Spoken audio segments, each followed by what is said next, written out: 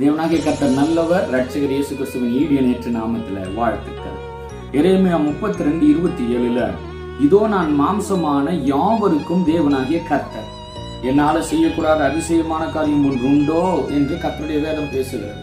என் அன்பிற்குரியவர்களே, கல்தேயரிடத்துல பாபிலோனியரிடத்துல இஸ்ரவேலர்கள் அடிமையாக போகிற நேரத்தில் எரேமியாவை பார்த்து ஆண்டவர் ஒரு நிலத்தை வாங்க சொன்னார். இப்ப எரேமியா ஜெபம் பண்றான், ஆண்டவரே இந்த ஜனங்கள் அடிமையாக சிதறி போகிறார்கள்.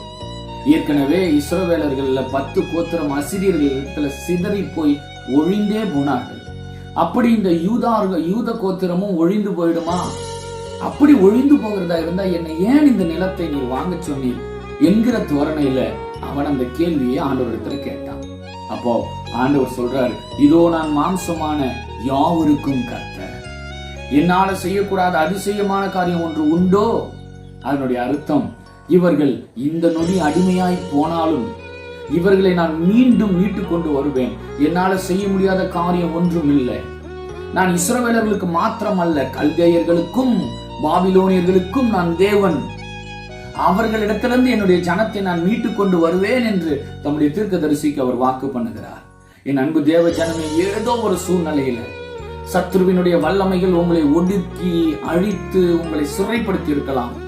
ஆனால் மாம்சமான யாவருக்கும் தேவனாகிய கர்த்தர் அந்த மனுஷீக வல்லமையின் அடிமைத்தனங்களில் இருந்து உங்களை நிச்சயம் விடுவிப்பார். சத்ருவின் கைகளிலிருந்து நீங்கள் விடுதலையாக்கப்படுவீர்கள்.